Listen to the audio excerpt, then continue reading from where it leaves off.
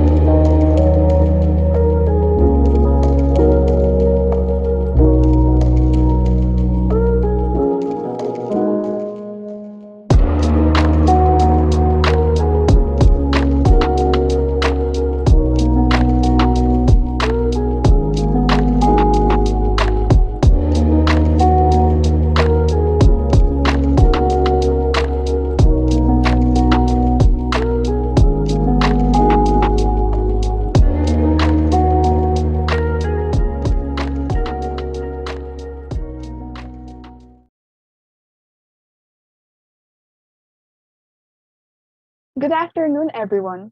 My name is Casey Tampinco, the Field Artillery Unit Sponsor 2022, and I'll be your host for today.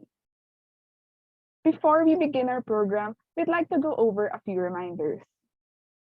Although the frequently asked questions were flashed earlier, let's do a quick rundown of them in case anyone missed it. Number one, will I get a certificate of participation? You can get this by answering the evaluation form we will be releasing after the webinar. Number two, when will the evaluation form be available? The link to our evaluation form will be shared at the end of the webinar. The form will be available for only 48 hours. Number three, when will the e-certificates be released? The e-certificates will be released within 15 days after the webinar. Number four, if I do not receive my e-certificate after 15 days, who do I contact? If you do not receive your e-certificate, please message us on Facebook at UP Corp Sponsors Diliman or email us at sponsors.diliman@uprotc.org. And to ensure our webinar runs smoothly, here's a rundown of our etiquette. When in the Zoom meeting room, please take note of the following. Choose a place where you have good internet connectivity, good Wi-Fi signal, and you're free from distractions. Prepare your gadget and use earphones for better reception. Put your gadget at eye level, refrain from moving it around. Please mute your microphone during the webinar. Do not draw or make annotations on the screen. For questions during the speaker's talk, please use the chat box. Only questions addressed to the Q&A in the chat box will be entertained during the open forum. Thank you. We'd also like to let you all know we'll be taking pictures after the open forum. We will be posting these pictures on our official Facebook page. Now, we have the privilege of having Assistant Professor John Robert Veria and Ms. Karen Claire L. Avenido as our speakers for today. Assistant Professor Veria will be talking about how to get your life back in balance, while Ms. Avenido will share how she deals with all her responsibilities while handling her academics. They will have approximately 25 minutes each to discuss their topic. This will be followed by a 20-minute forum. To begin our program, let's welcome Ms. Rachel A. Carlos, our core sponsor, for her opening remarks.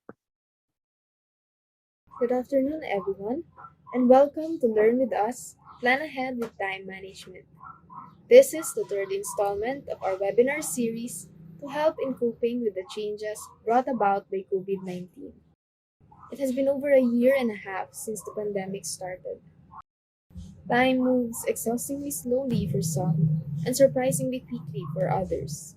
The new normal setup has significantly changed how we move and manage time inside our homes. We face challenges in setting priorities, performing duties for multiple roles, and even maintaining relationships. More than a year of quarantine lockdowns and staying cooped inside our homes may tamper with our temporal perception or how we perceive time, which is why many are still struggling with how to manage their time properly during this pandemic. Today, we're fortunate to have two esteemed speakers who will share practical suggestions for effective time management during this pandemic. And I cannot thank them enough. Assistant Professor John Robert Rivera and Ms. Karen Claire Abenido for accepting our invitation to speak. And to all of our participants who gave their precious time during this weekend to attend this webinar. We're glad you could join us. I hope that you'll have a better grasp of how you can manage your time after today. Thank you so much, Ms. Carlos. And now, let me introduce our first speaker for today. He is a licensed psychologist with training and expertise in applied behavior analysis, cognitive therapy, dialectical behavior therapy, and mindfulness-based cognitive therapy. He graduated cum laude in BA Behavioral Sciences at the University of the Philippines, Manila, earned his Master of Psychology, Clinical Area at the University of the Philippines, Diliman, and is currently pursuing his doctorate degree in clinical psychology with minor in personality psychology at the same university. He is currently an assistant professor under the Department of Psychology in UP Diliman and is also part of the clinical research team of the UPD Psychosocial Services, or UPD PsychServe. Let us all welcome Assistant Professor John Robert C. Rivera.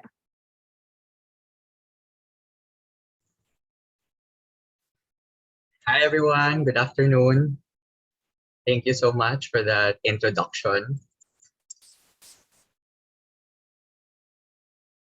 So I'm gonna be sharing my screen. Okay.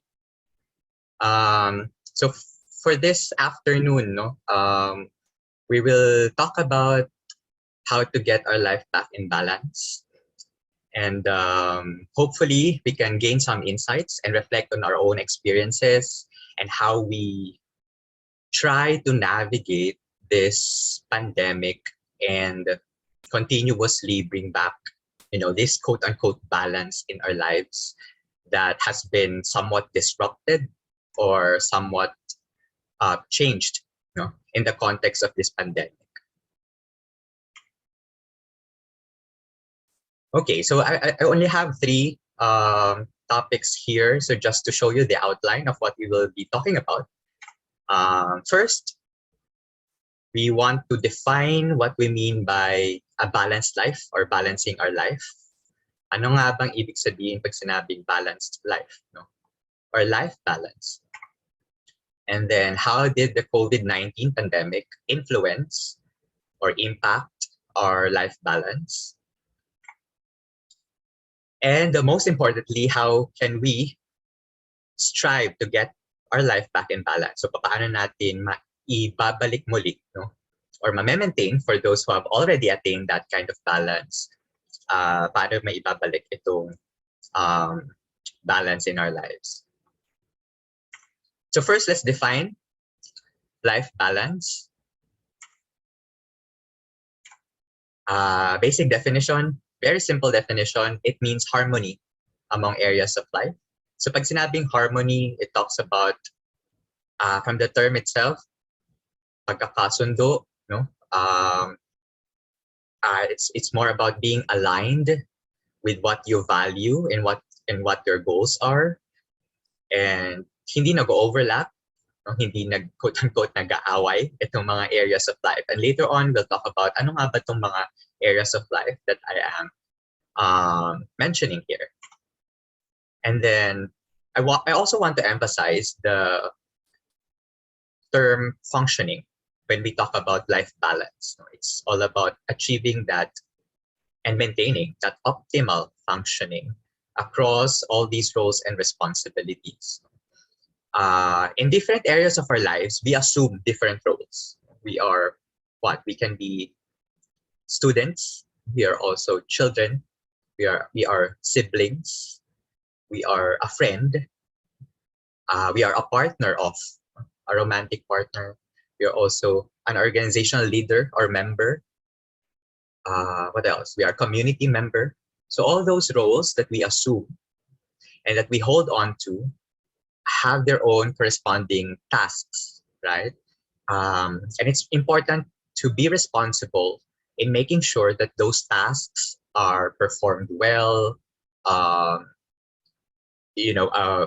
being completed, right? And not compromising our roles that we hold, okay? So the examples of areas of life, these are the general areas of life found in the literature.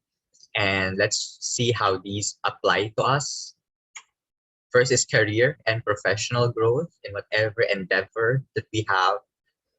How is it related to our career path and to how we see ourselves in the future as professionals, for example? Another area of life is family and marriage. Is also subsumed here is also your current intimate relationships, whether you see a future in there, establishing your future family, and so on. There is also interpersonal development area, which is any relationship outside the family. with your friends, with your colleagues, um, other significant others. And there's also learning and intellectual growth. Hopefully that is what we are paying attention to when we study, when we assume the role of a student. Okay. Another one is health and well-being, a very important aspect of our life. There's also leisure and recreation. So leisure would pertain to any activity or interests that is meant for relaxation, enjoyment, and recreation. And then meron din tayong wealth and financial growth. How do we see ourselves in the roles that we take and the goals that we set? Is there room for that? Some economic stability, perhaps. And last one is spiritual development. So this would include faith-based commitments to our religions, or for others, just from the term spirituality, all about meaning in our lives. No? Do we still find life worth living? Is it still worth living? Do we still find a meaning? Can we still attach a positive meaning to our current lives? Okay, so these are the general areas of life that when we talk about life balance, is having those that term harmony. Okay, that these areas and whatever roles that we assume are not overlapping and are not in conflict with each other, and that we still function well in each of these areas. Okay, a common misconception about having a balanced life is literally having that balance. Others would say that the misconception is having that equal amount of effort, time spent, in this case, weight. Yung bigat na maibibigay mo sa mga areas of life na ito ay dapat pantay-pantay across these areas of life. But that is a myth. No?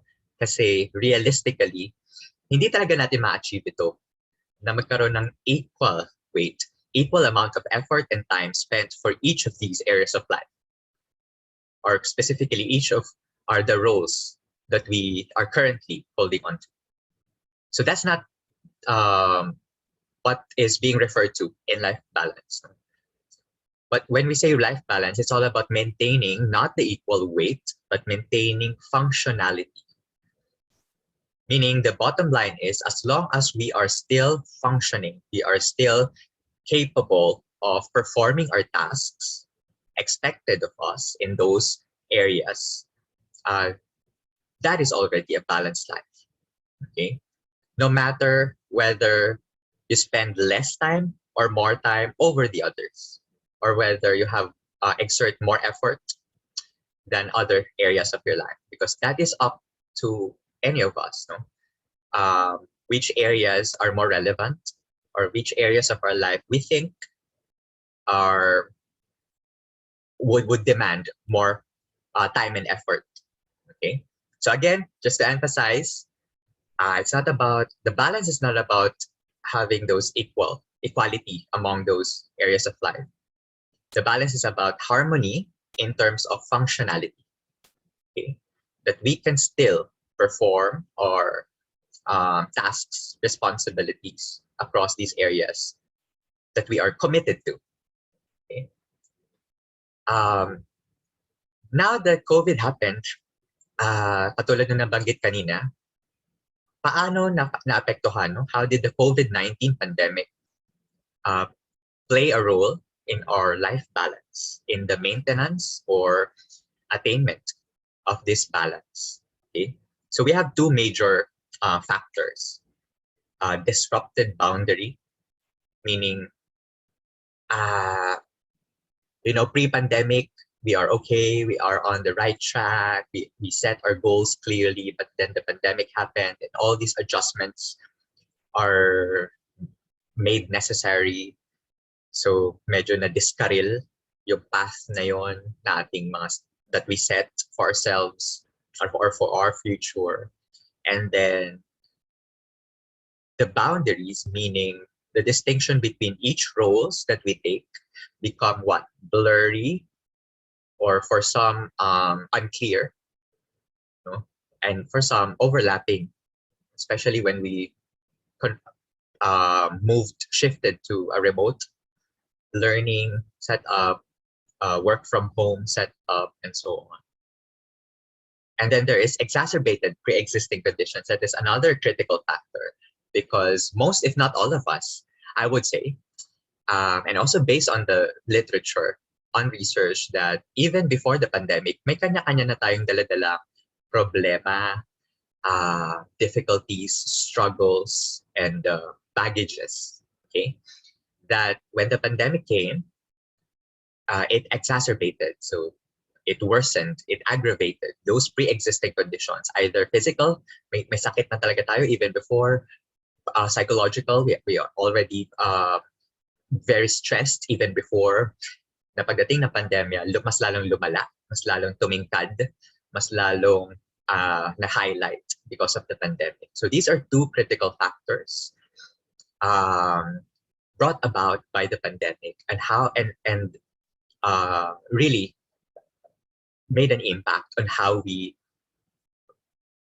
achieved a struggle to achieve life balance.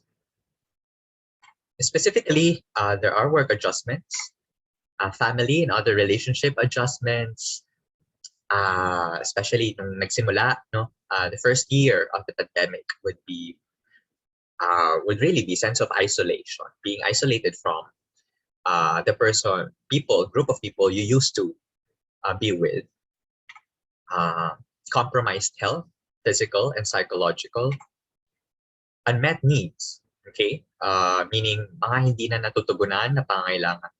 Basic physical needs, either we are overly kulang sa tulog or tulog ng tulog, hindi makakain or wala sa oras, tamang oras, or wala ng regular eating patterns, even physical activities. Some may have struggled with this, na nawala yung kanilang physical activities that they used to do because of the pandemic. Then social, basically because of the quarantine protocols and the adjustments necessary in maintaining that kind of social physical distancing. And then spiritual, others may doubt their faith. Why is this happening? Why is this happening to me and my family?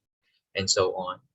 That it may challenge their current belief system and meaning, kung hindi religion, meaning of life. No? That could maybe come, others would have uncertainty, but life is now, and how do we look into it in the future?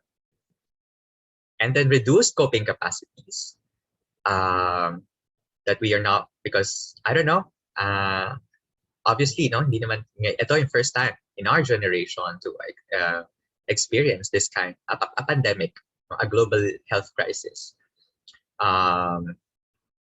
Since the past na mga naging pandemya, no? And we are not prepared for that, right? So there is a reduced coping capacity, and then overlapping social roles. That what yung na-mention ko kanina, yung para bang hindi na klaro, ano na ba ang role ko ngayon, no? Or what roles do I currently assume right now? Especially that the setting, the place also overlaps. Wala nang difference between school, home, settings. So your role as a student and as a child or as a family member may be overlapping for some, and so on. So these are implications of the disrupted boundaries and the aggravated pre-existing conditions. So that's how the COVID-19 played a role in our life balance. So now the meat of this discussion will focus on how we improve our life balance. So these are more practical tips, okay? And I hope you can reflect on these. So I will present, ways on how we can start to regulate and manage our seemingly um, imbalanced life areas. And for each of these for each of these ways of improving life balance, I'm gonna throw some questions to reflect on. First is validation. We validate our difficulties. Okay? Pag sinabing validation, this is all about whether our own emotional, physical difficulties make sense. Meaning, does it make sense to feel this way, to experience this difficulty, given the context that we have right now? So, reflection, do my emotional difficulties fit the situation? A very classic example of validation in the context of pandemic is it is totally reasonable to worry about your health, given that we are in a situation of a global health crisis. So that fits the situation. Health worry makes sense because we are all experiencing a health crisis, right?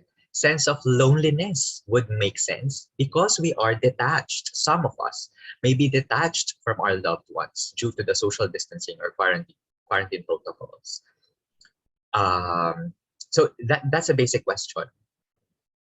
The validation there is whether our emotions, our experiences make sense given the situation. Okay. Because sometimes we may be judging ourselves for experiencing, for feeling this way, right? So we may want to take a step back first. When we are struggling, that our emotions are not the enemy, right? That our emotions occur not randomly, but because of a reason. In this case, we are in a context of chaos. Not only the pandemic, but government responses, all those political, climate, what else? Your own personal, unique events happening around you. Your emotions you would respond to those events. That's why you feel that way. So it's perfectly normal to struggle, feel alone, or even scared, right? And sad during these times because it's a global crisis. And part of the validation is that you're not alone in that. Hindi lang ikaw yung nakakaramdam nito. No? Actually, mas nakakagulat if hindi ka nag-struggle. No? Or if masaya ka pa rin. Diba? If you're still okay, given what's happening around. No? Of course, there will always be still hope, but we should not demonize these negative emotions or difficulties because they make sense. Another part of validation is appraising ourselves, having that self-appraisal or um, thinking about where you are right now. The basic question for reflection: am I comparing my current self with my pre-pandemic self? Because that might be unfair for you. No? The standards that we set before the pandemic may no longer be realistic or workable anymore this time during the pandemic. Am I still, following, yung standards na sinet ko pre-pandemic at yun pa rin yung ginagamit ko ngayon? Something to reflect on because a lot of my clients that I see would tell me this, that, I'm so stupid now, masyado na akong hindi ko na kaya, dati kaya ko. Well, that makes sense. That's your history. No? Dati kaya mo, pero ngayon hindi. But it's not because it happened randomly. Diba? That change from dati kaya ko, ngayon nag-struggle ako, has a reason. Okay? Baka pwede natin iset or reset yung standards that we are, setting for ourselves to make it more realistic. such that we are not setting up ourselves for disaster or future problems. And then how do I respond to these struggles and difficulties? Do I judge myself for feeling this way? Or do I um, take a moment to reflect if these experiences make sense?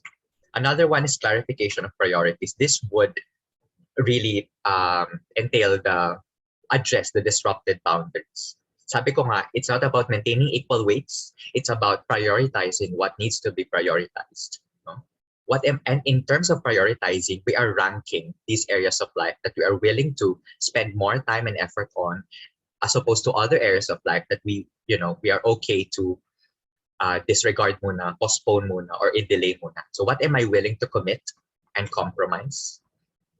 And can I communicate these priorities that I set to the people affected?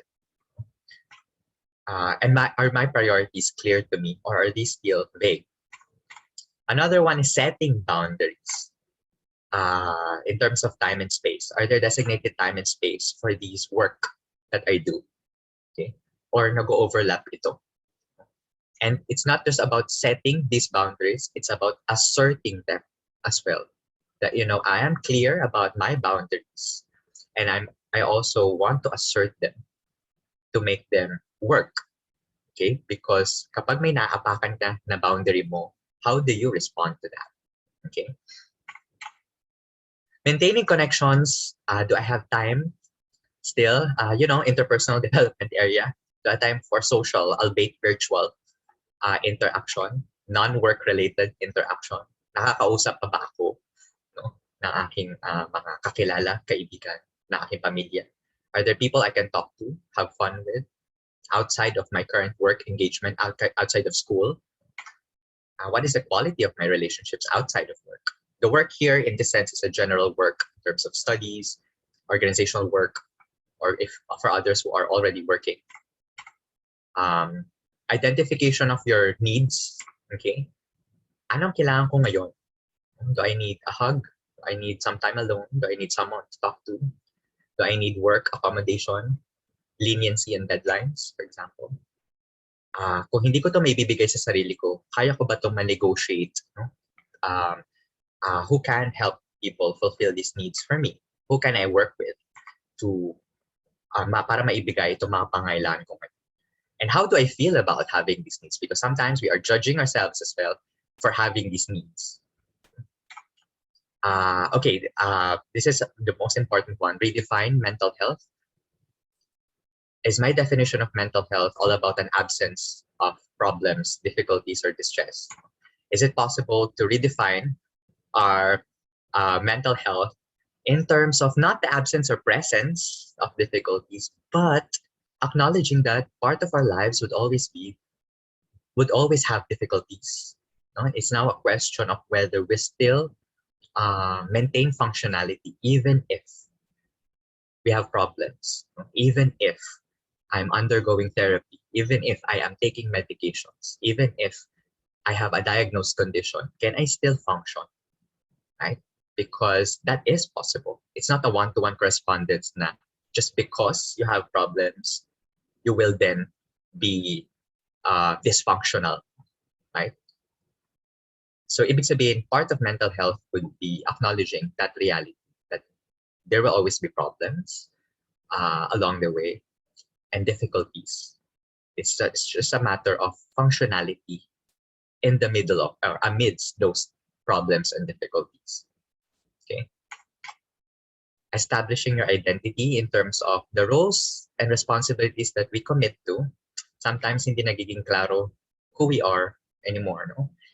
Am I just a student? Am I just a member of a particular organization? Am I just a son or daughter of? Am I just a partner of? Is my world revolving around a single person, a single goal, a single career path? Okay. And then access to social support. Do I acknowledge the need, to help, to ask for help? And the help here is in terms of professional or non-professional. And are these support services available and accessible, and how can I avail or access these services? Or are there someone that can help me? Is there someone that can help me, you know, avail these support services for support? Okay, so yeah, this is the last one. Before I I'm gonna leave you with these quotes. No, balance is not something you find; it's something that you create. You really have to take steps in achieving and re-achieving that balance. And then don't confuse having a career with having a life. So thank you. I hope you can reflect or have insights on what I presented to you this afternoon. Thank you so much. Thank you so much, Assistant Professor Riveria. That was a very wonderful quote. Your presentation is excellent advice not only for our organizations and classwork, but also in our future careers. That enlightened us about what it really means to have your life back in balance, especially during the COVID-19 pandemic. We now move on to our second speaker. She is a Bachelor of Public Administration graduating student and a university scholar at the University of the Philippines, Diliman. As a student leader, she is the national president of the Junior Philippine Society for Public Administration, the president and co-founder of UP Buglas, a Negros-based UP system-wide provincial organization, an externals officer of the practice of administrative leadership and service, and former executive secretary of the UP Samahan tungo sa progresibong administrasyon, as well as the deputy co-sponsor of the UP co-sponsors Diliman last year. She works with students, public administrators, policymakers, and futurists in democratizing public administration and futures thinking and foresight in the Philippines, while advocating youth and women empowerment, environment and climate action, responsible digital citizenship, good governance, and promoting mental health. Let us all welcome Ms. Karen Claire L. Avenido. Okay. So again, thank you so much for this opportunity to the UP Corps of Sponsors. There. Ayan. Okay. So to the UP Corps of Sponsors, to Ma'am Char for inviting me, to Rachel, and to also to Assistant Professor John for that very comprehensive talk earlier about balancing how to have a balanced life. And I think that's very wonderful to be discussed before my presentation today. So I'm gonna talk about time after time, how to deal with time as a student with many hats. So ayan, there you go. So just to visualize, there we can see a photo of a girl. There, ang dami niyang hats, right? So teacher, daughter, ano yan, runner, wife. Obviously, that's not me. And then we have student, friend, entrepreneur, artist. Yan, di rin ako artist. But basically, you get the idea. We have a lot of hats, no? It's not only me, I know you too. So here's also another quote by Rachel Roy. Now, I think that a woman wears so many hats. We have so many aspects to us that we're not just one thing. We represent so much within us, and that kinds of come across with me as a designer through mixing prints and colors. So si Rachel ay designer. So from there, nakita niya na we tend to wear a lot of hats, no? Not just women, but also men. So there you go. So I'd like to introduce myself muna. I'm Karen, and there you go. Those are my hats. Ayan. So first, the college. I'm from public administration, so there's the logo of the college. And then as introduced by Casey kanina, thank you so much for that very kind introduction, Casey. There, I'm the currently newly elected national president of the Junior Philippine Society for Public Administration. I'm also an external officer sa PALS. Sa UPST pa, this one, the green logo. So that's my first organization in UP Diliman. So, ayun, last year I was the executive secretary. Tas this year I'm venturing onto the publicity because I want to learn also kung paano ba yung pubbing kasi as I mentioned earlier, hindi nga ako masyadong good in creatives, ganyan. So, so much for my UP orgs. Ayan, I also have there the logo of the Senate. I've interned there January this year. Yeah.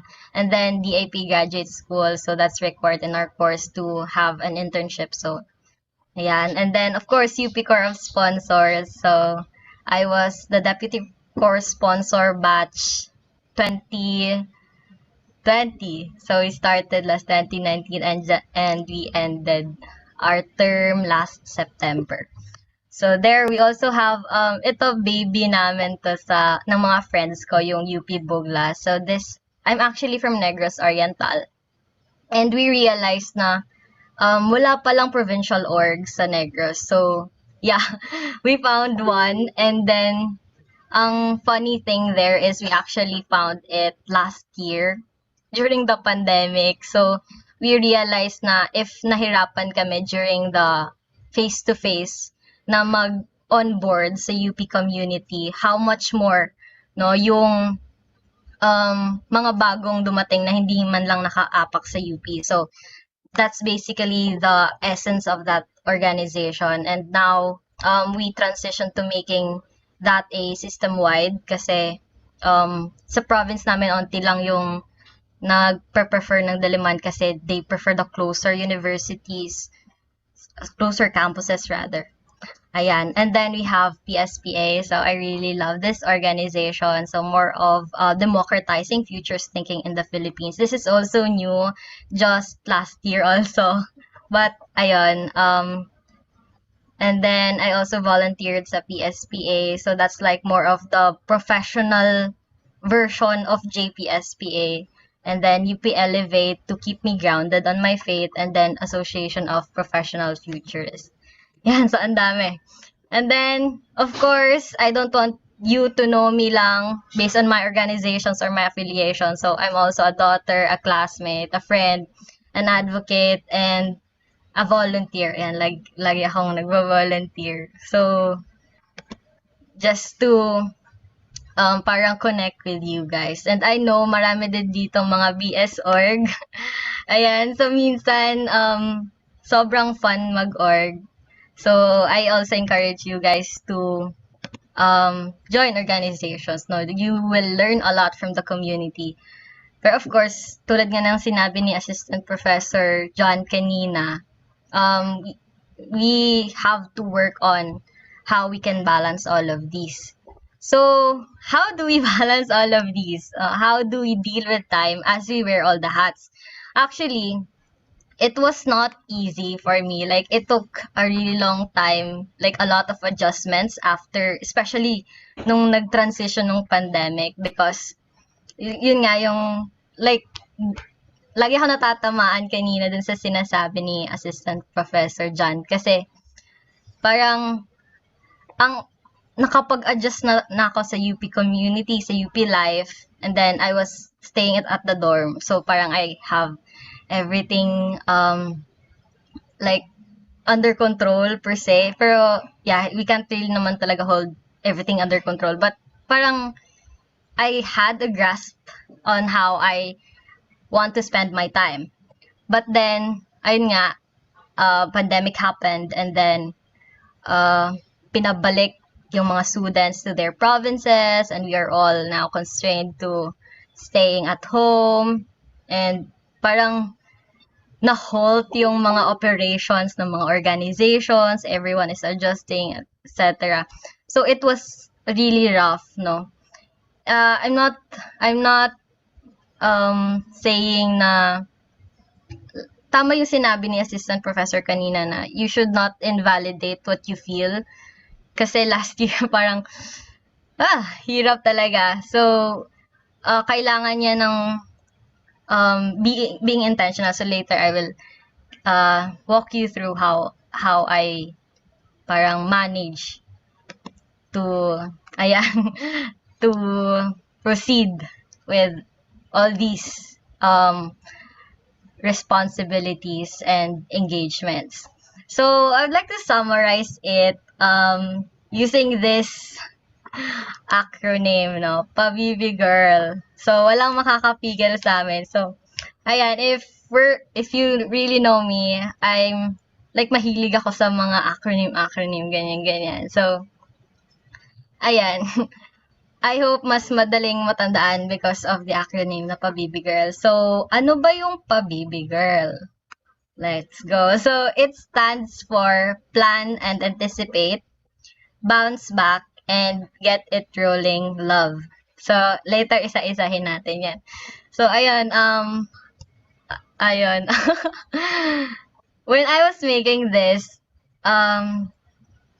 parang saka ko lang din siya na organize into Pabibi Girl. So, I hope mas matandaan nyo talaga siya. So, there. So, plan and anticipate. So, as I've engaged with Philfutures and work with futurists, no? So, I've come across this term, yung VUCA world. So, sabi nila, we live in a VUCA world daw. So, ano ba yung VUCA world, no? Volatility, uncertainty, complexity, and ambiguity. Basically, na-prove siya because of the pandemic, no? Well, VUCA world is not new. It was actually coined in the Second World War. Okay, let me just, there. It's first used in 1987 and based on the leadership theories of Warren Bernays and Bert Nanus, and stands for, ayan nga, volatility, uncertainty, complexity, ambiguity. So, it was the response of the U.S. Army War College to the collapse of the USSR in the early 1990s. Pero, mas na-realize siya ng mga tao na, oo nga, we live in a VUCA world right now, no? Hindi ka sure kung ano yung next na mangyayari, especially last year, no? We are uncertain kung babalik pa ba sa classes, sa face-to-face classes, or kung mag-ECQ ba, or mag-GGCQ na ba ulit, 'di ba? So, very volatile, very uncertain, complex, and ambiguity. So, however, there are also efforts, no, to make this VUCA world positive. So that is by Bob Johansen noong 2007. Ginawa niya ng another acronym. So mahilig talaga ako sa acronym, no. So ayan, vision, understanding, clarity, adaptability. So vision is more of painting a picture of the future that you want. So later on, kasama yun sa plan and anticipate. And then understanding, you understand the interconnectedness, no? Interconnections of the people around you, of your engagements. And you reflect on that. And then clarity is simplicity, focus on what counts and what it is really about. And then adaptability. So, scrutinize hierarchical management techniques. No, you don't have to follow kung ano yung nakasanayan. No, we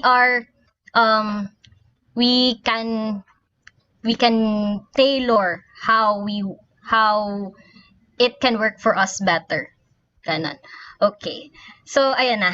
Plan and anticipate. So, be intentional and know what you want. So, medyo blur, sorry. So, ayan, this is one of the tools that we use in futures thinking. So, hybrid scenario archetype. So, meron dyan disowned, outlier, preferred, and integrated. So, usually, dito ako sa disowned and preferred paponder on. No? Ano ba yung gusto kong mangyari? Ano ba yung ayaw kong mangyari? So, from there, you can consider that when you plan, when you arrange your schedule, kapag ayaw mo nang gumawa, no? You recall, ano yung mangyayari pag hindi ko to ginawa? Ayaw kong mangyari yan. 'Di ba? So, yeah, you might want to, consider that as well. Next is calendar. So, this is very important, especially if you have a lot of engagements. Para walang nakakalimutan. Like, everything is placed there. So, ayan, that's an example of my calendar this week. And then, Google Calendar works very well with me. So, I'm not sure if you have other calendars that works with you, pero, Google Calendar is pretty useful for me. No, hindi ko naman sinasabi na you should follow kung anong ginagawa ko, no. There's no one size fits all solution. So, you have to do a lot of introspection and reflection kung ano ba talaga magwo-work for you. Next is prioritize. So, there, we have the urgent and important. So, kung ano yung urgent na nag-require ng attention mo and kung ano yung important na nag-help to achieve long-term goals and values. So, yan, you have to identify what is urgent and what is important for you. No, iba-iba naman tayo kung anong pinapahalagahan natin.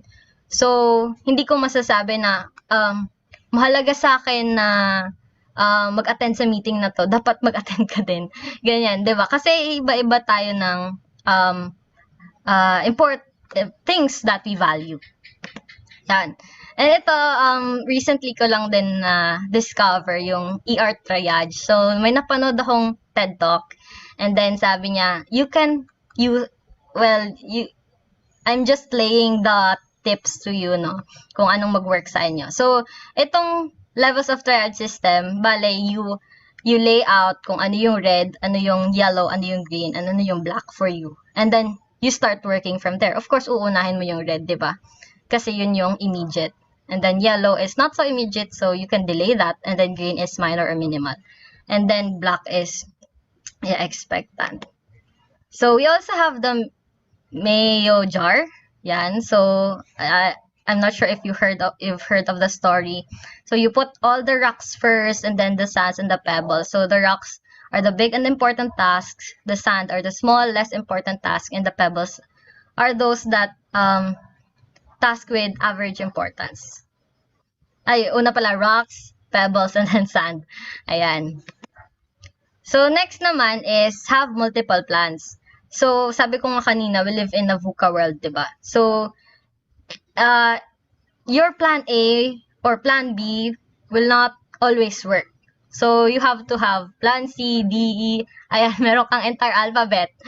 Pero, ayan, the gist there is, dapat meron kang backup plan. Ganyan.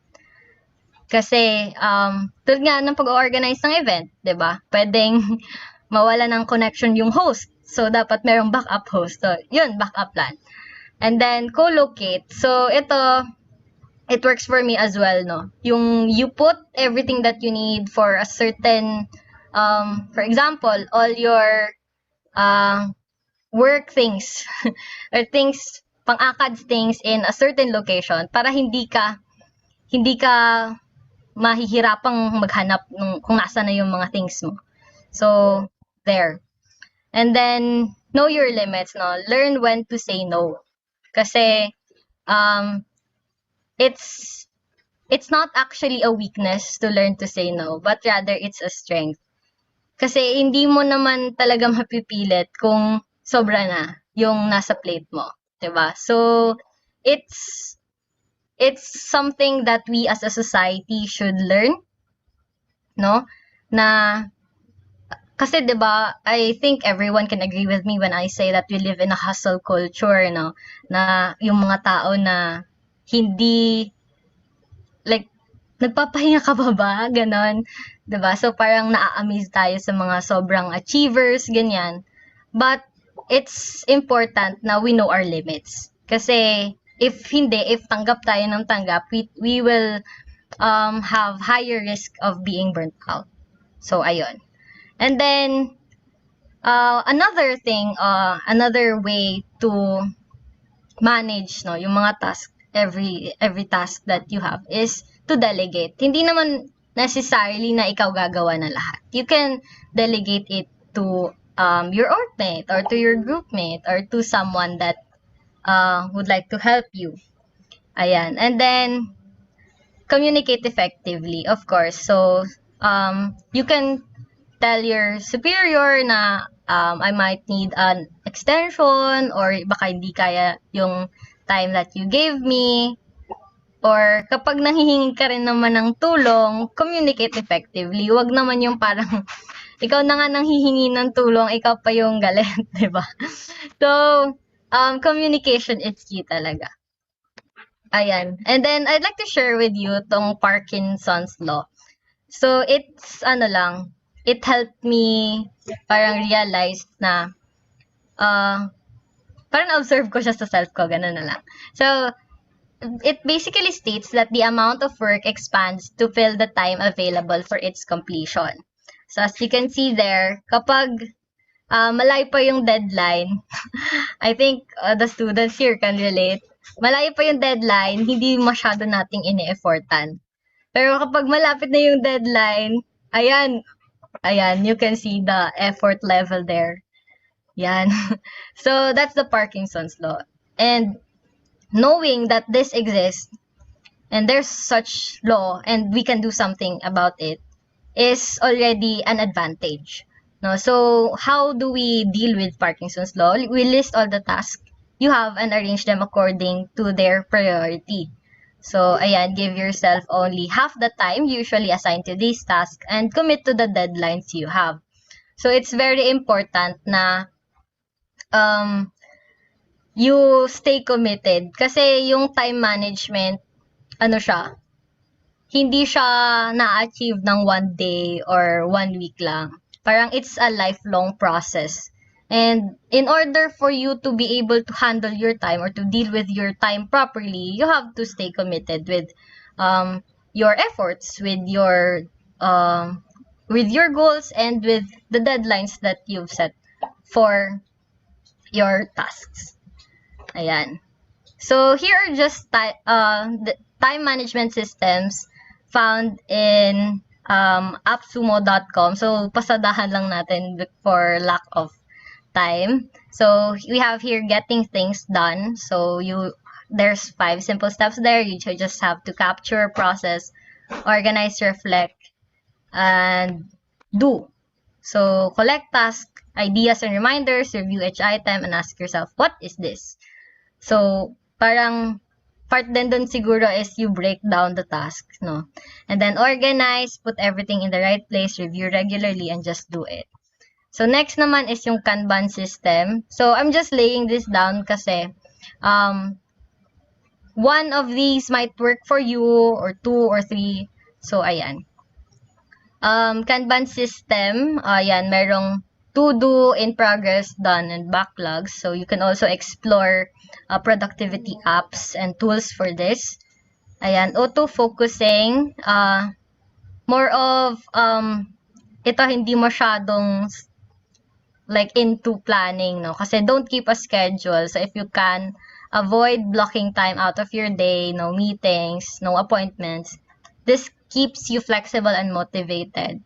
Tapos focusing on 3 lists, so maximum to-do list, watch list, and later list. Tapos start when you feel, when and where you feel like it. Let your motivation and excitement act as you compass to guide which important task you should tackle first. So this is time management system, no? It might not work for everyone, but for some siguro it works, no? Sometimes auto-focusing works for me too, pero I can't recommend it if ang dami mong kailangan gawin. Ayan, and then there's also the iceberg method, so created by Ramit Sethi. So basically, you start by saving interesting information, your books, book notes, PDF, and then you organize it via tags. And then you review your swipe file of interesting information. Tapos, what's applicable to your project. Parang ganun. And then, here's the 4D. Yeah. So, trinay ko din tong 4D. So, nag-work siya sa akin for a time. Yan. So, explore. I really encourage you guys to explore. So, 4D is basically drop, delegate, delay, and do. So, drop certain unimportant tasks. Delegate work that is not necessary for you. Delay, yung hindi immediate. And do what is essential and what adds the most value. So, time tracking, track your time, kung gaano kadaming oras nagugugol mo for this. So, you can start siguro with how much time you spend on social media. Yan, diba? How much time do you spend on studying? So, track how you spend your time. And then, there's also the 2-minute rule. So, this is pioneered by David Allen. The rule asks 2 questions, the answers to which dictate how you should act. So, question 1, can the task be completed in 2 minutes? So, kung yes, huwag mo na siya isama sa to-do list mo. Gawin mo na siya agad. And then, question 2, will the task take more than 2 minutes? So, ayun, yun yung isasama mo sa list mo. So, ito din, Pomodoro technique. I think some of you are familiar. So, choose a task, set a timer for 25 minutes, work on it until the timer beeps, and then take a short break, 3 to 5 minutes after, tapos repeat. And then, pag after 4 sessions, you take a long break.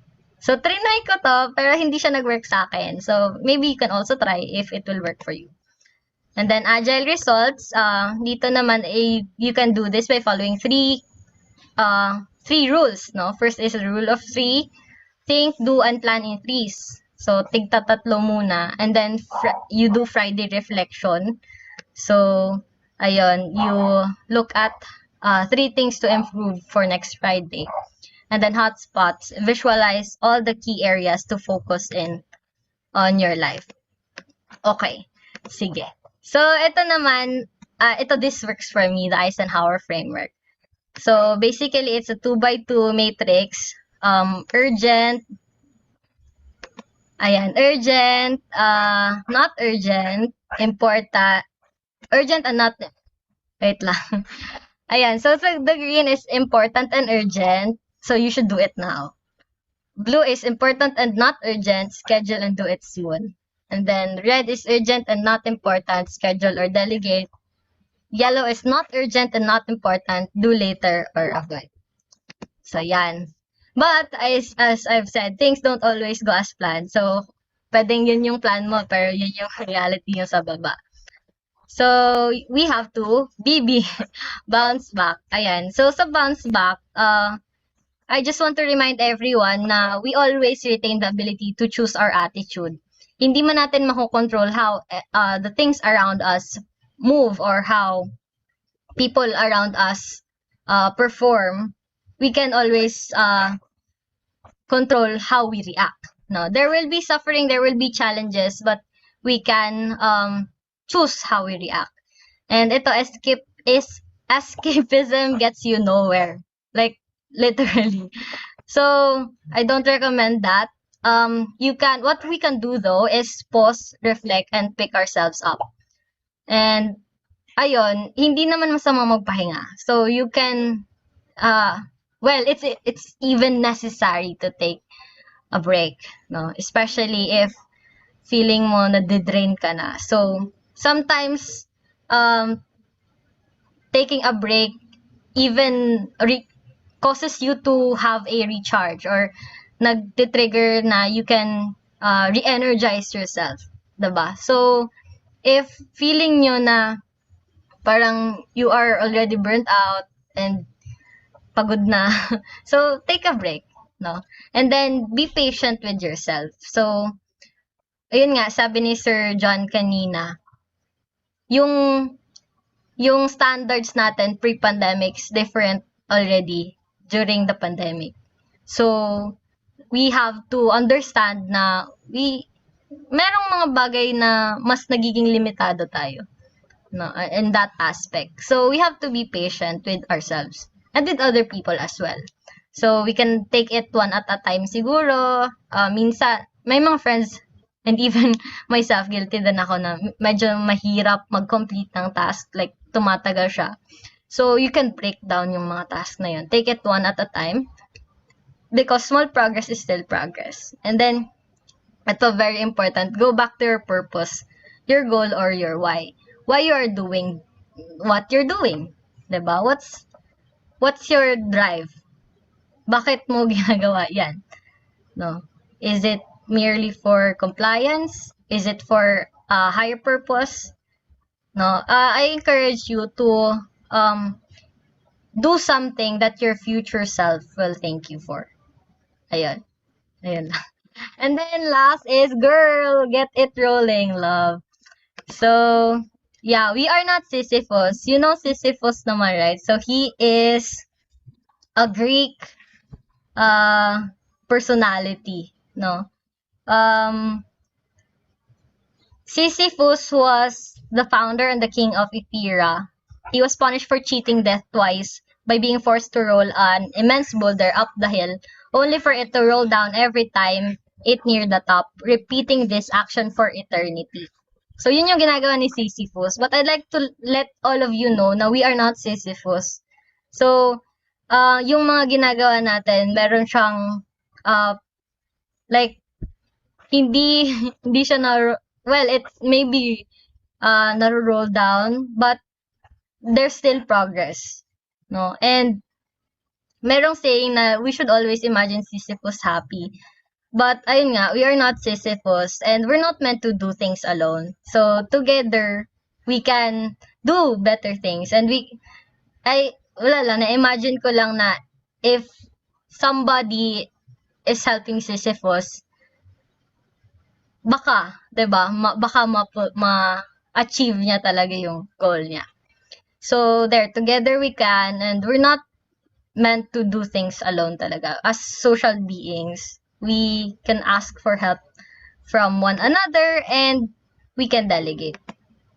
Tapos, ayun, sa L naman, 'di ba? Get it rolling yung kay Sisyphus, tas L yung love.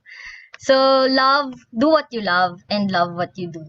So, yun talaga yung parang one of the things that helps me parang overcome yung mga daming task and manage my time well, because you do something that you love and you love something that you do.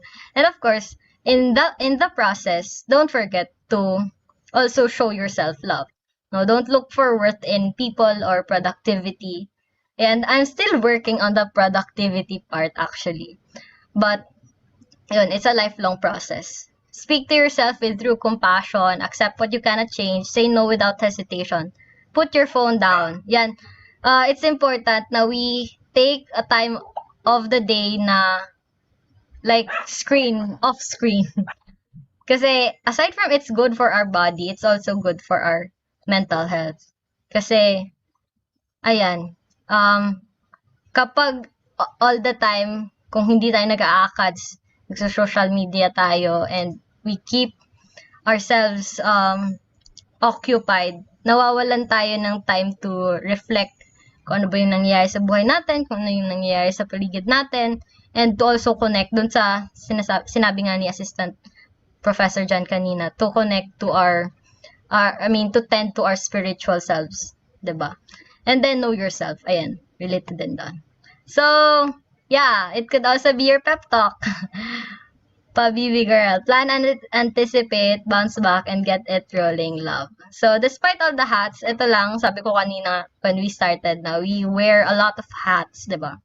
But as students, I know now we can all relate. There is one hat that we aspire, and that is, there you go, the graduation hat. So, I hope now we will all, kumbaga, enjoy the journey in attaining that hat. And, of course, observe honor, excellence, and compassion. So, ayun, enjoy the time that we have. And then, yeah, I just would like to share my personal mantra here. Jeremiah 29:11. For I know the plans I have for you, declares the Lord, plans to prosper you and not to harm you, plans to give you hope and the future. So that's to keep me hopeful. Yeah, that keeps me hopeful talaga. And then Romans 8:28, and we know all things work together for good to them that love God, to them who are called according to His purpose. So, ayan, parang, yeah, and then God's will is good, pleasing, and perfect.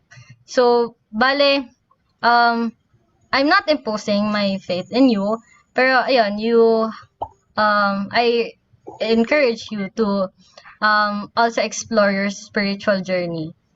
No? You can learn a lot of things. And there you go. Time flies, but you are the pilot. So, I hope that when you continue your journey in managing your time, you will have more of a control and not the other way around na kayo yung kinokontrol ng time nyo. So, make time and own your time. So, I think that would be all for everyone, and Hiraya Manawari, thank you so much. All right. Thank you so much, Miss Avenida. It's safe to say that we can all relate to everything you said. Thank you for your priceless advice. I just want to commend your very fun presentation, so much so that you will be able to remember the tip Pabibi Girl, which is plan and anticipate, bounce back, and get it rolling, love. We will now be opening the floor for the open forum. May I request Assistant Professor Riveria to open his mic and camera.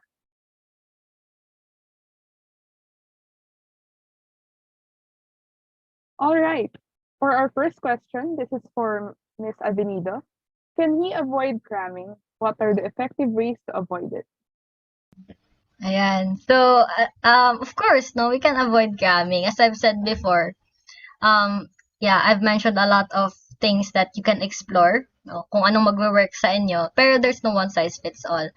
And for me, it really goes back to having that mindset that you can, like, finish this task ahead of the deadline. So, and being committed on that goal na matapos mo talaga siya on time. So, when you cram kasi, you tend to think na, I have a lot of time pa, ganyan, diba?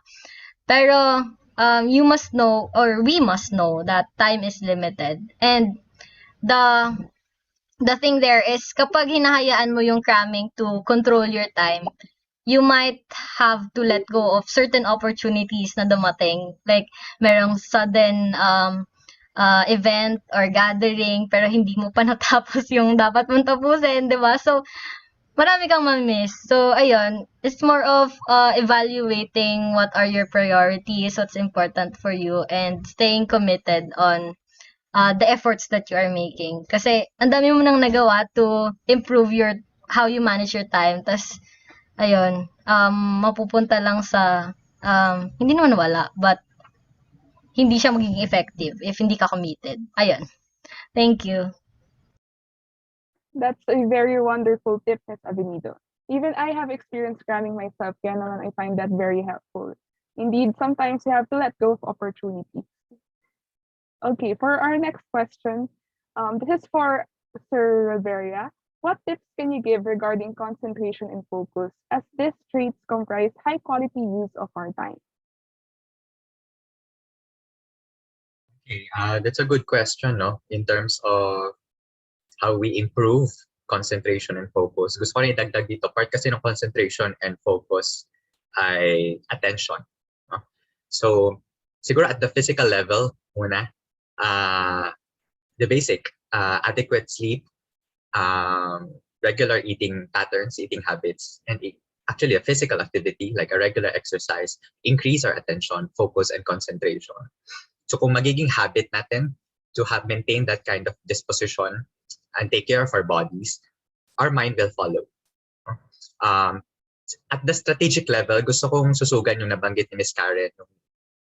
One task at a time, doing one task at a time. No? Ibig sabihin parang hindi mo, may misconception kasi about hindi effective talaga ang multitasking. Okay? If you multitask, you are not focusing. You're actually dividing your attention to multiple tasks, no?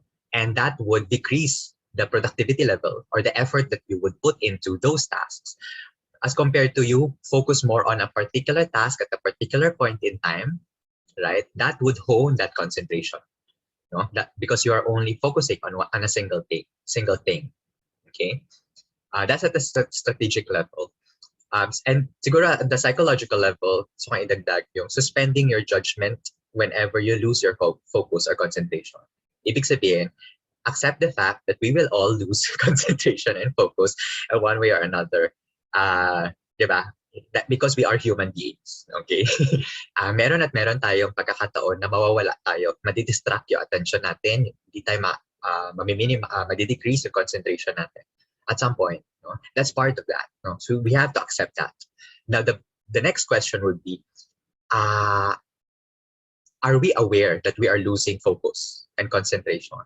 Di ba? Because some of us, baka na-redirect na yung attention mo, you're not even aware na na-distract ka na. And you spend so much time being distracted and you're not aware of it. So that's one. Are you aware that you're losing focus and concentration? And what are you going to do once you become aware of it? Will you go back to the task at hand? Or will you spend time judging yourself, making interpretations and conclusions about what it means to lose focus? Hindi ba? So, yun yung at the psychological level, that kind of judgment that we readily attach to ourselves whenever we lose focus. So accept the fact that that happens. The next question would be, what are you going to do next if you lose focus or concentration? You can just go back. All right, audience, did you hear that? Please keep those things in mind. Dahil I understand how hard it is to concentrate and focus, especially during this pandemic, wherein our environment at home is not always conducive for learning. Okay, for our next question, this is for both our speakers. What are reframing methods or practical tips you have for when one has fallen behind with work so as to prevent backlogs from piling? Professor Rivera, you may go first. Okay, so kapag nagkaroon na ng mga backlogs, no, or we are being delayed, or we are lagging behind, well, first would be just to take a step back, take a pause, and breathe. Baka minsan nakalimutan natin huminga, literally and figuratively, actually. Kasi baka nasanay tayo na once there are backlogs, we readily become preoccupied about those backlogs. Baka pwedeng you take a step back and reflect, what's keeping me behind? Bakit? What are the things that pulling me back? Bakit? Why do I remain? Why do I still remain lagging behind these tasks? Are there practical things I can work on? Meaning, may kaya bang mabago? Kaya kong baguhin on my end in terms of the time spent on these particular tasks, other tasks that I am somewhat prioritizing over other tasks, and then even is this work even a priority to begin with for me? Okay, yung mga ganong mga questions. Kapag may sagot ka sa mga tanong na yon, you can actually address that kind of concern, no? Because for some, baka hindi naman talaga concern yon because you chose to postpone those things because you are prioritizing something else, your health, for example, and that's fine. Okay, pero baka naman yung iba ay you are prioritizing other tasks na baka hindi naman ganun ka-importante ka-urgent. Again, I refer back to sa nabanggit ni Ms. Karen sa urgence and importance matrix. Baka yun, kailangan i-recalibrate whether that particular task that you're lagging behind from is urgent and important, or okay lang to postpone or to have it there muna at your back. All right, how about Ms. Abilido? I think pretty much similar naman yung idea namin ni Sir John, no. I'd like to emphasize lang doon sa pause, of course. No. Personally, I do that kapag medyo overwhelming na. Pause and then do something that you love. No, recharge and rejuvenate.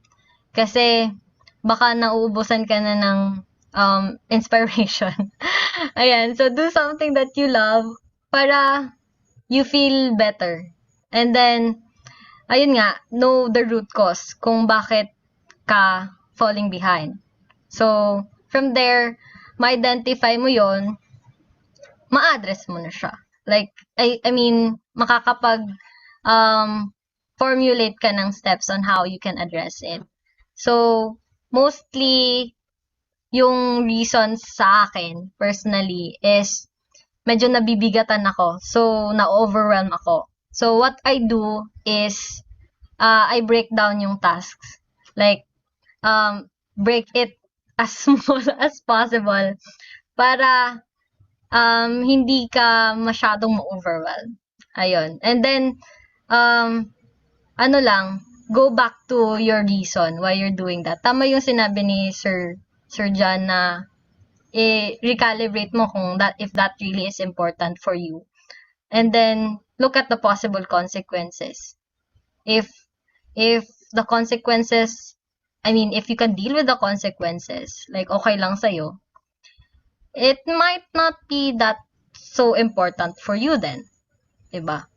And by looking at the consequences, ma-evaluate mo na, or like mapoprompt ka na, I have to do this kasi ayokong mangyari to. Or gusto kong mangyari tong certain scenario, which will happen only after I do this task. So, more of reflection and then taking a break. Ayun, thank you. Thank you very much for those insights. Now, for our next question, Avenida, this is once again for you. How can I cope when a planned activity takes longer than expected? Ayan. So, as I've said kanina, 'di ba?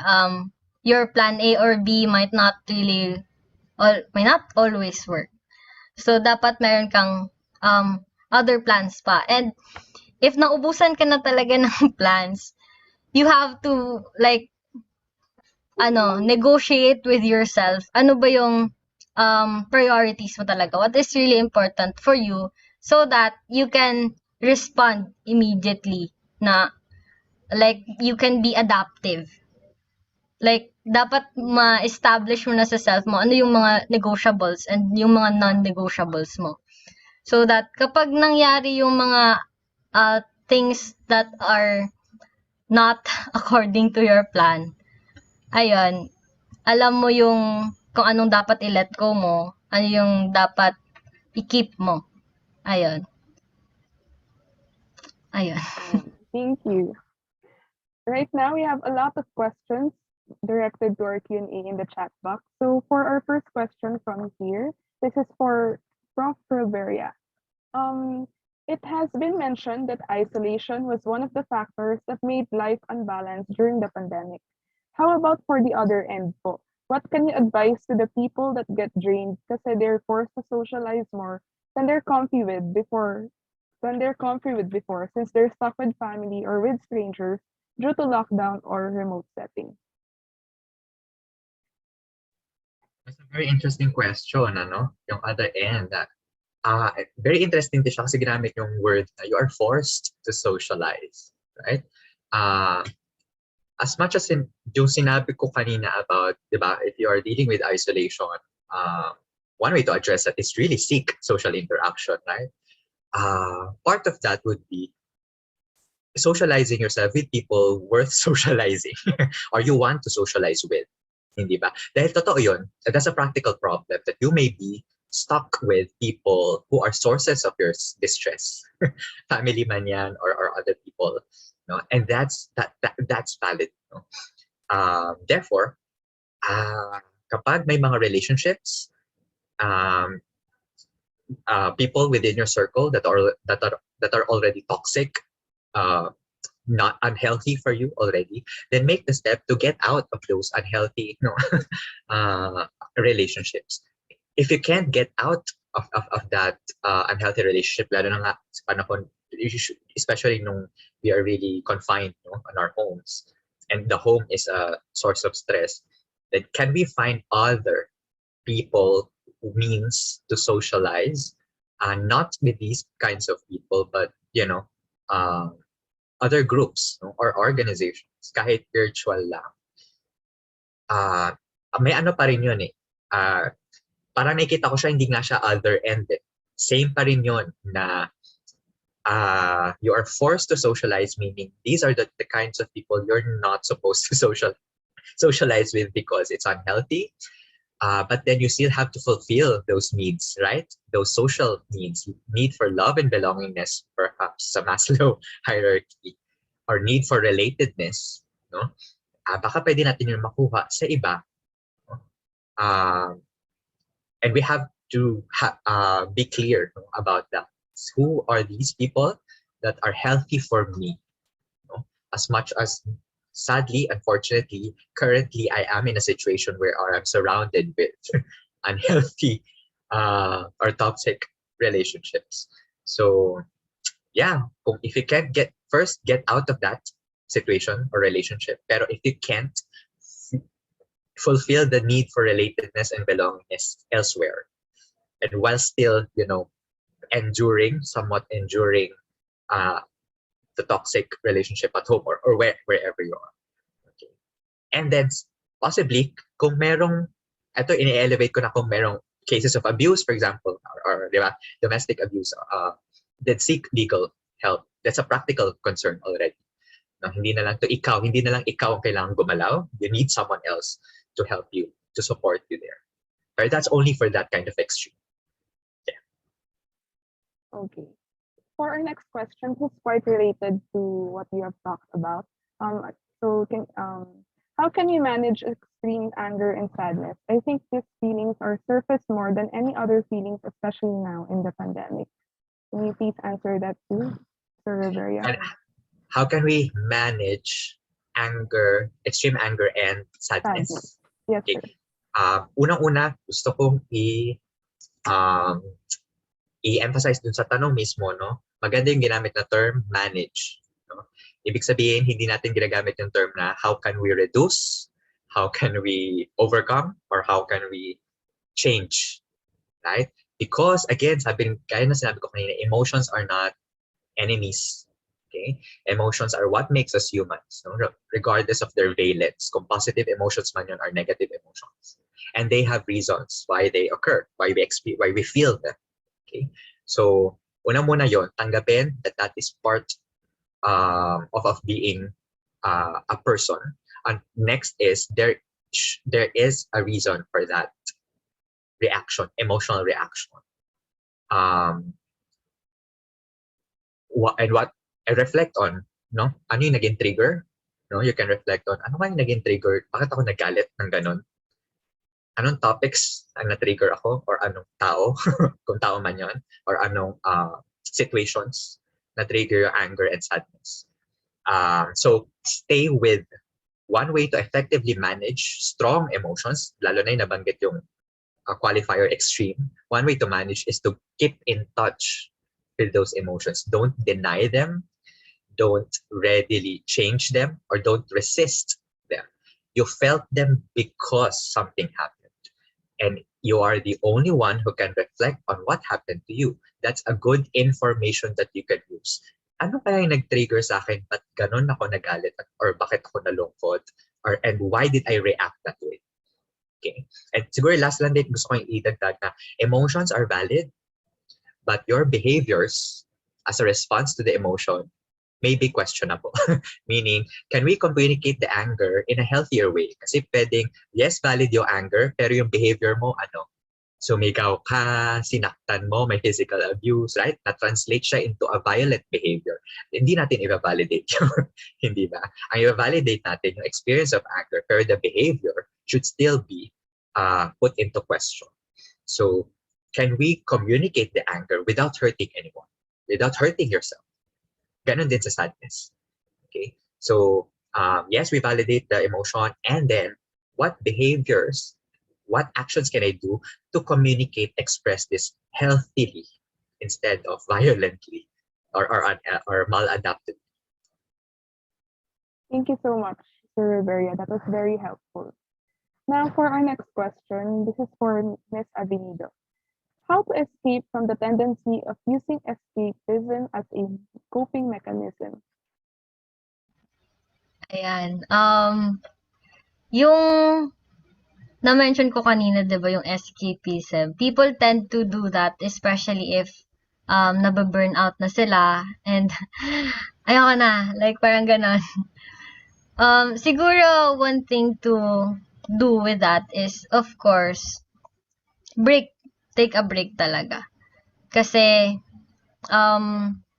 you might be pushing yourself too hard, and baka hindi na siya healthy. Kasi based on my observation then with myself and with my peers, kapag we tend to do more than we can, after nun, nadidrain talaga. So, I'm not saying this is applicable to all, but based on observation. So, after nun, parang you tend to treat yourself, no? Treat mo yourself mo because you did more than you can.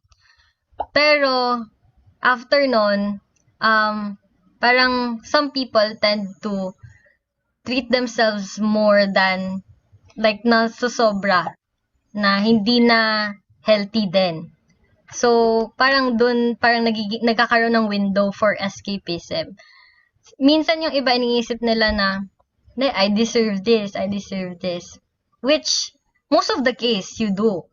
Pero, kapag nagiging sobra na siya, na napapabayaan mo na yung mga other things that really matter to you, you have to reevaluate na your priorities and the things that are important to you.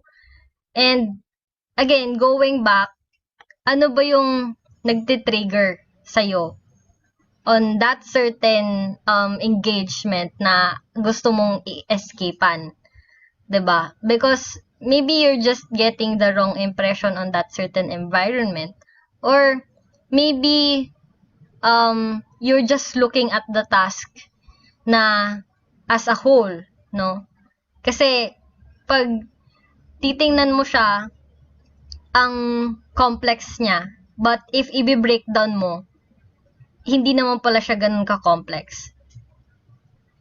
'Di ba? So, try to look at the task, no?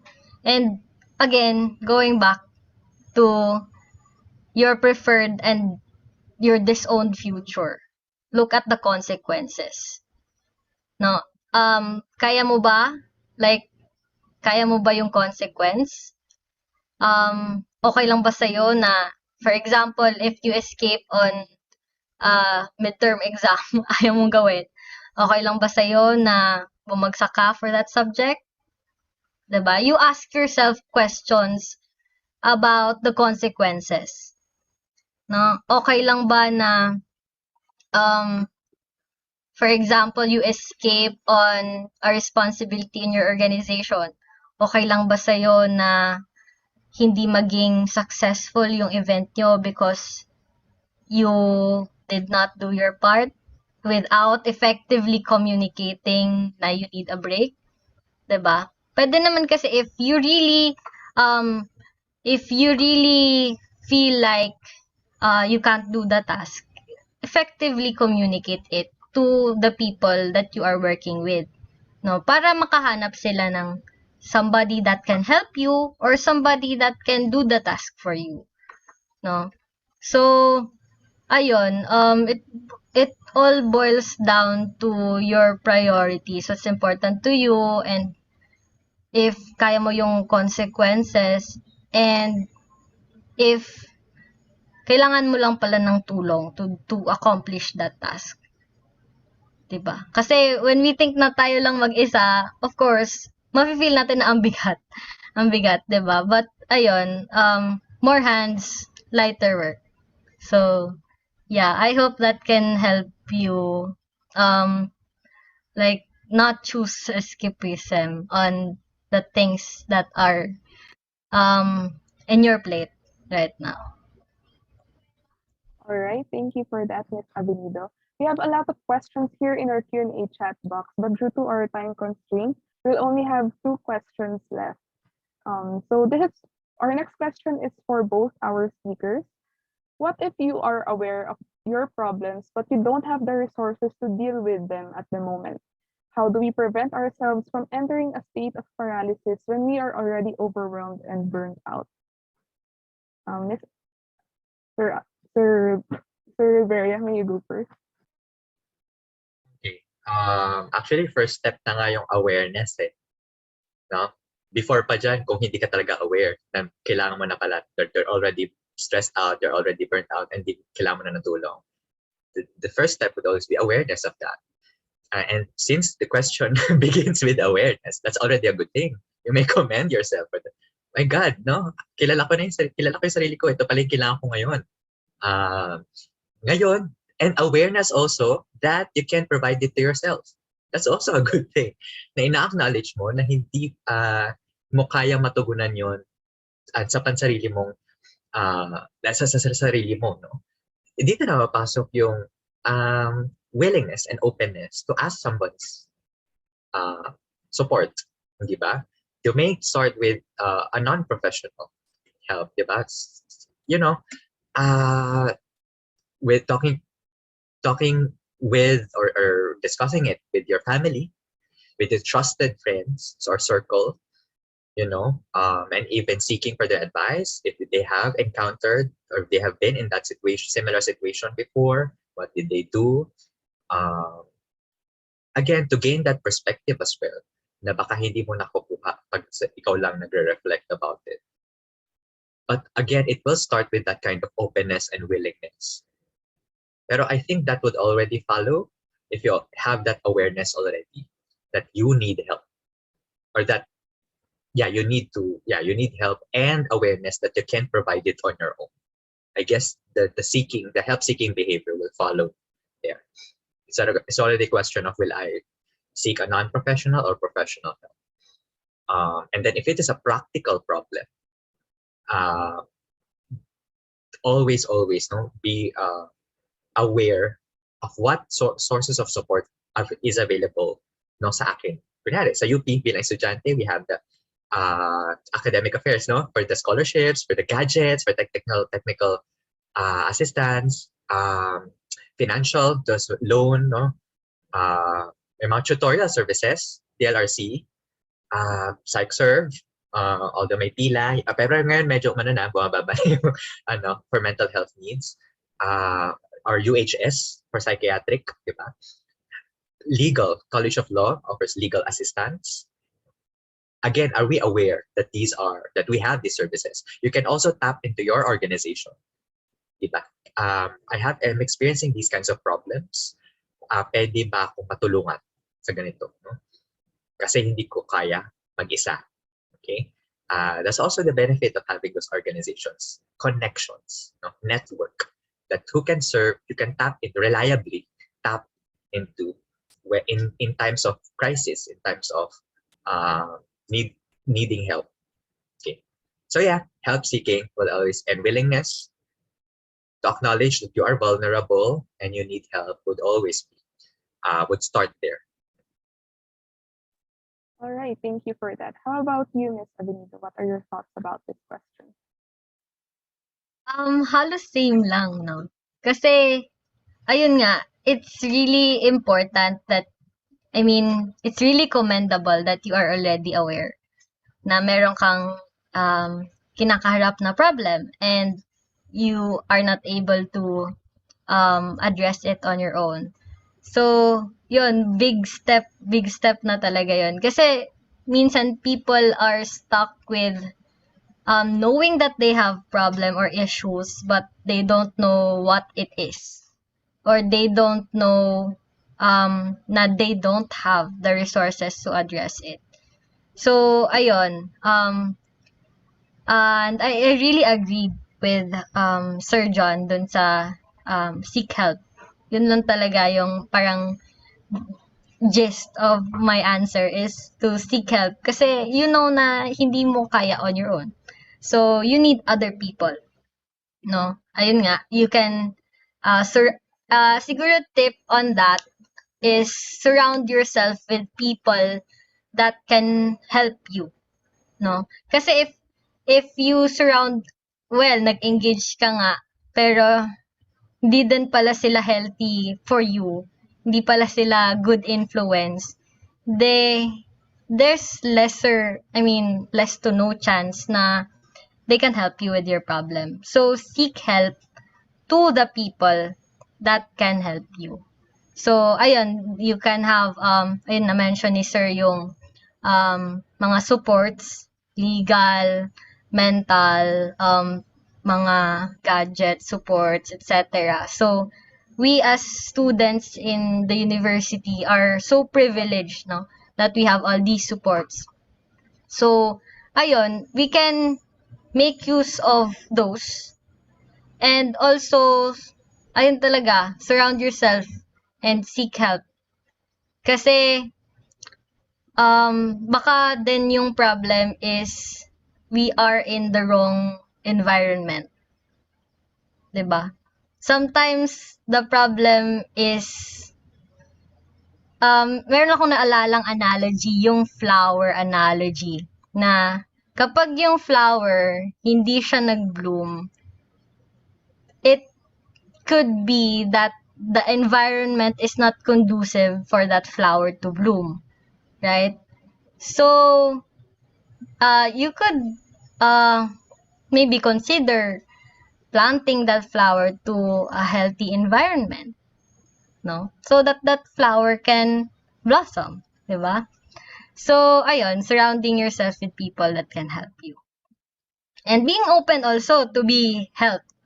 Kasi, iba yung alam mo na kailangan mo ng tulong at iba yung you actually is open for being helped. Kailangan ko ng tulong pero ayaw ko magpatulong. No, that's a no, 'di ba? So, yun, be open to be helped by others. Yan, kasi marami namang gustong tumulong and help is here. So, ayun. Yun siguro. Indeed. Yeah. So for our last question for tonight, this is once again for the two of you. What is the biggest obstacle that gets in the way of efficient time management?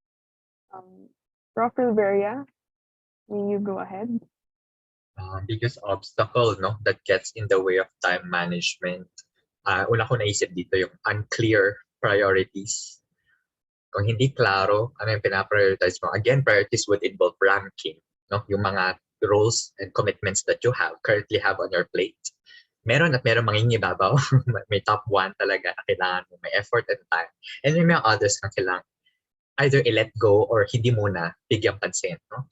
Kung hindi yun klaro sa'yo, that would get in the way of time management because when these tasks or these roles begin demanding time and effort, no, on you, kung hindi klaro yung priorities na yon, ma-overwhelm ka. Gusto ko rin idagdag na kung meron kang nagawang priorities, make sure that those are your own priorities. Hindi yun priority ng ibang tao para sa'yo. Kasi iba yun, no? It could be that there are moments I have encountered cases like this that they are influenced by their parents. Yung goals na sinaset nila, goal pala yun ng parents nila para sa kanya. Hindi pala nila yung gustong goal para sa sarili nila. Again, make sure that those sabi nga ni Ms. Kai, own your time. Part of that is owning, no, those goals that you set, and make sure that the priorities that you have arrived at, that you have set, are also yours to begin with. They're not somebody else's priorities. Yeah, and babalik ako dun sa multitasking dahil laging cause yan ng distress and delay, and so yeah, focus on one task at a time. Make sure that when you're working on a particular task, you are only attending to that particular task. Kasi may mga times baka you are doing this and you are focused on something else. Kahit yung rest man lang as a task, yung magpahinga, you may be resting but your mind is, anong gagawin ko mamaya, anong kakainin ko, meron pa akong backlog. Well, you're not resting. Okay, so that's a multitasking already, and that's not healthy. So yeah, unclear priorities and multitasking really get in the way of efficient time management. Thank you for that, Prof. Silveria. How about you, Ms. Avenida? Yeah, I share with Professor John yung unclear priorities. And, ayun, you really have to establish it in yourself kung ano ba talaga yung priorities mo as a person, as a student, as an individual. And look at your priorities in a long-term perspective. Kasi, I always keep this in mind na advice from my sister na is that on answering if that is important for you, think of it siguro in 1 year or in 2 years from now. Is that still valuable for you, or nakaka-impact ba yan in your future? In 1 year, 2 years, or how many years in the future will that affect your future? So, ayun, think of it long term. And then, another obstacle is yung distraction and temptations. Like when you're giving in, kasi 'di ba, of course, we pamper ourselves, no, we give ourselves break, ganyan. But sometimes na meron siyang slippery slope na you tend to enjoy your pampering na sumusobra na pala siya. Ayun. So, nagiging obstacle siya on efficient time management kasi parang yung distractions and temptations, yun na yung yun na yung humahawak sa big chunk of your time. So, you have to get in command na you are stronger than the temptations and the distractions in front of you, no? And then ayun, wrong perception of time. Kasi yun, ulitin ko lang, we tend to think na we have a lot of time in our hands, but hindi talaga natin masasabi kung how much time we have left rather, 'di ba? And how much time we have left for that certain task. Yun nga sinabi ko kanina, we may miss some opportunities because of that wrong perception of time. So, yeah, for me, some of the biggest obstacles that can get in the way of time management is having unclear priorities, distractions, and wrong perception of time. Ayan. Thank you for that, Ms. Avenido. I find that temptations are very relatable. No? Kayo ba, audience, have you found yourself facing that kind of obstacle? If you have, or if ever you do, I hope that what they said can guide you in overcoming it. Okay, that was a very meaningful discussion. We would like to express our gratitude to our speakers, Assistant Professor John Robert C. Ralveria and Ms. Karen Claire L. Avenido, for answering the questions given by the audience through the registration form and through the Q&A chat box. Lastly, we would like to know if you want to share any final thoughts to our audience. Prof. Ralveria, you may go first. Final thoughts? Well, ayun nga, no? Make sure yung mga tips na mga nabanggit namin, no? Only you will know what your priorities are and what your limits are, no? Siguro yung comparison between yourself and other people should be minimized. What you must compare is who you were before and who you are right now, and what you want to achieve, and who you want to be in the future. That's a good comparison kung gusto man natin talagang maging judgy.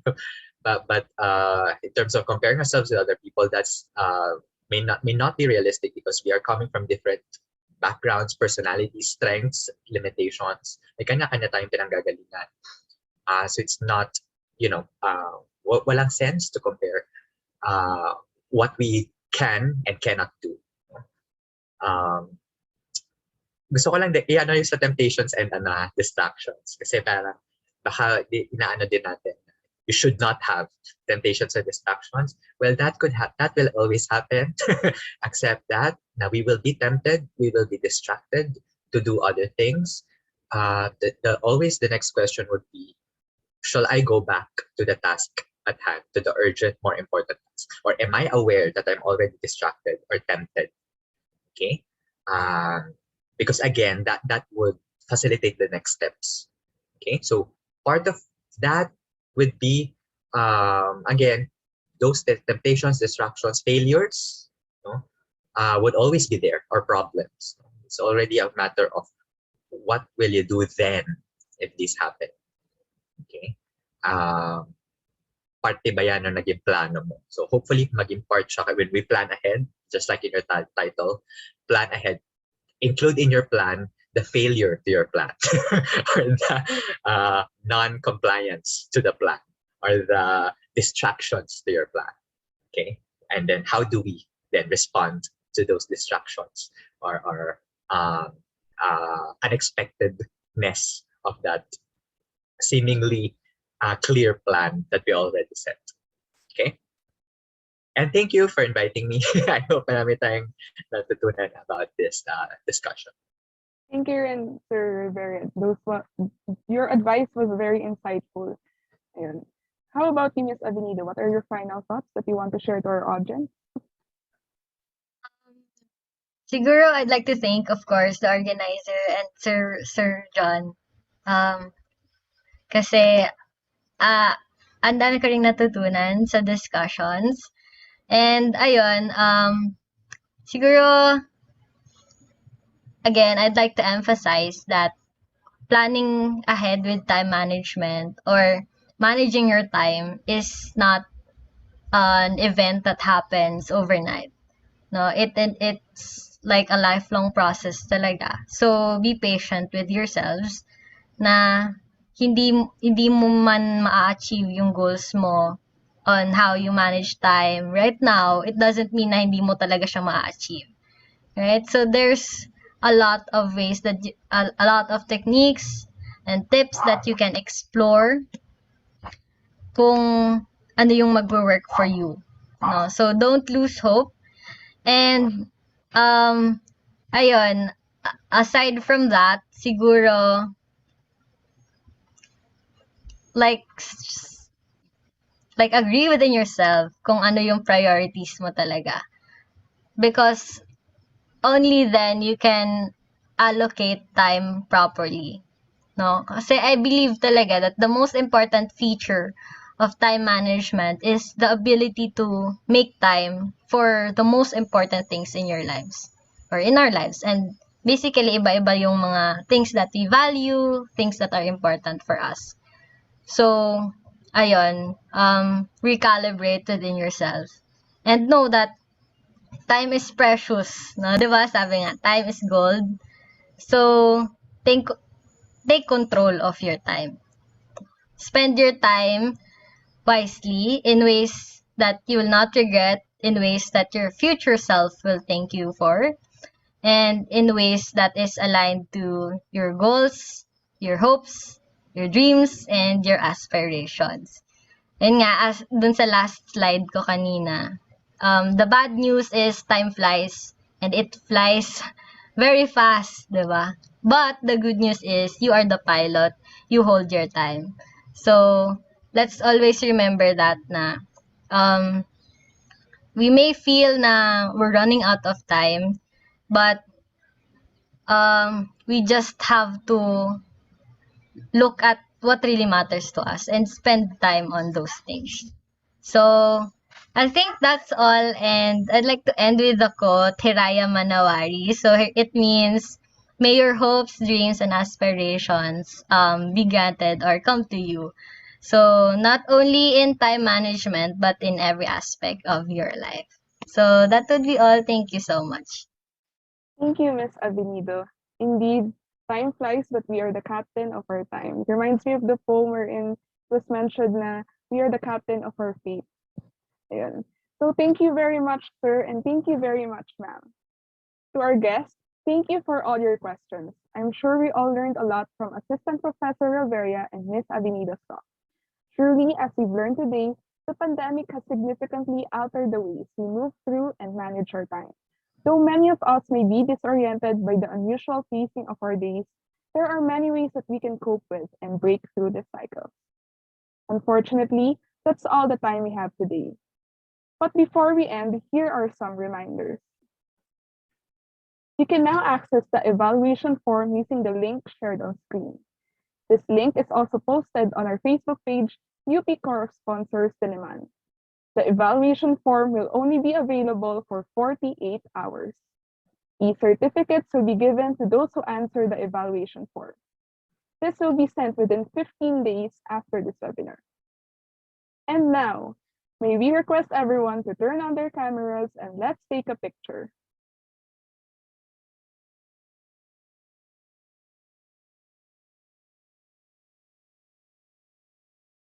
Okay, so far we have 4 pages today.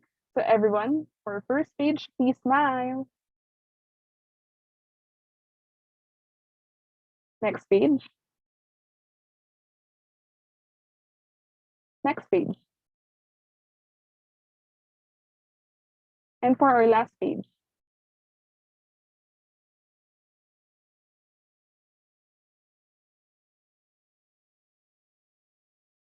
Okay, once again, we would like to extend our warmest thanks to all of you who have taken the time to attend Plan Ahead with Time Management. Also, a massive, massive thank you to our speakers, Assistant Professor John Robert C. Rivera and Ms. Karen Claire L. Avenido for sharing their knowledge and expertise with us. Have a pleasant evening, everyone, and keep safe. Till next time.